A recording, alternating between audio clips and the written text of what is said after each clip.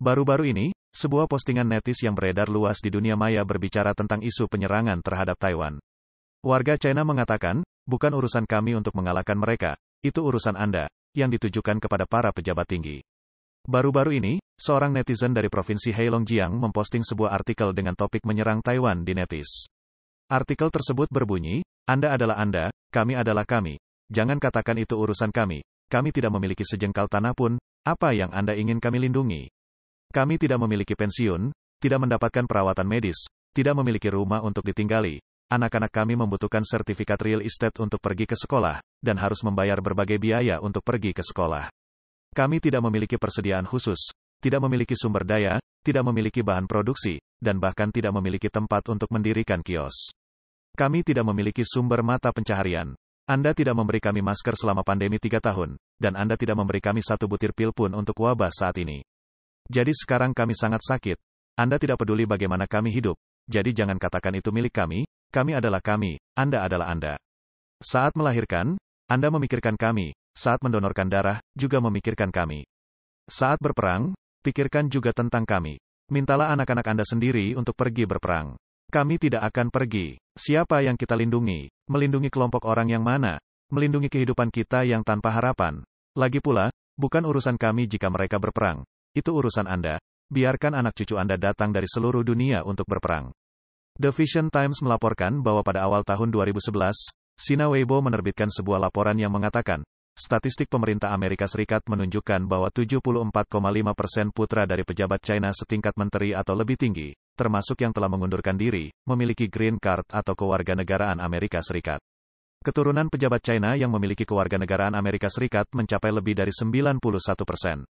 Dengan kata lain, dari segi status mereka sudah menjadi orang Amerika. Jadi mengapa mereka ingin berimigrasi? Berita ini dihapus dalam waktu kurang dari 1 menit. Dalam video lain, seorang warga berani mengatakan, 其实你们是你们，我们是我们。你比如说医疗保险369等，这时候你怎么不我们？退休养老金五花八门，这时你怎么不我们的？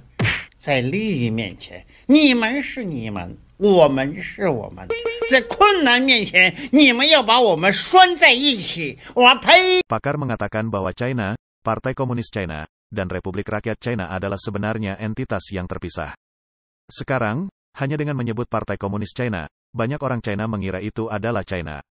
Namun China bukanlah Republik Rakyat China, dan juga bukan Partai Komunis China. Radio Free Asia melaporkan sebuah artikel pada tahun 2019 yang mengatakan bahwa banyak orang perlu membedakan antara China, pemerintah China, dan Republik Rakyat China. Selain itu, Partai Komunis China dengan sengaja mengacaukan konsep tersebut, dengan sering menyebut Republik Rakyat China sebagai China, untuk menipu dan membingungkan orang China, sehingga banyak orang China yang menyamakan kata-kata ini dan tidak dapat mengungkapkannya dengan benar. Artikel ini menunjukkan perbedaan antara China dan Republik Rakyat China. China memiliki sejarah yang panjang, dimulai sejak dinasti Xia kuno. Meskipun telah mengalami banyak perubahan dinasti, perubahan wilayah, dan jatuh bangunnya negara, negara tersebut masih ada sampai sekarang. Partai Komunis China mendirikan Republik Rakyat China pada tahun 1949, dan akan segera runtuh. Itu hanya fenomena sementara. Republik Rakyat China bukanlah pewaris sah China tanpa izin dari rakyat China. Ia ilegal. Ia telah merebut kekuasaan dari Kuomintang melalui kekerasan. Ini adalah kekuatan asing. Di masa lalu, China sudah ada jauh sebelum Partai Komunis China dan Republik Rakyat China. China akan tetap ada tanpa Partai Komunis China dan Republik Rakyat China di masa depan. Artikel tersebut menunjukkan perbedaan antara China dan Partai Komunis China. China adalah negara milik rakyat China. Partai Komunis China adalah partai politik yang jahat, yang pada awalnya terdiri dari kaum proletar yang jahat. Saat ini komposisi utama pejabat tinggi di Partai Komunis China adalah para pejabat yang menggelapkan uang, mereka kaya dan memegang kekuasaan. Artikel tersebut menekankan, China adalah milik rakyat China, bukan milik Partai Komunis China, dan Republik Rakyat China adalah milik Partai Komunis China dan bukan milik rakyat China. Negara Partai Komunis China adalah Republik Rakyat China, bukan China. Tanpa Partai Komunis China, rakyat China masih ada dan akan hidup lebih baik.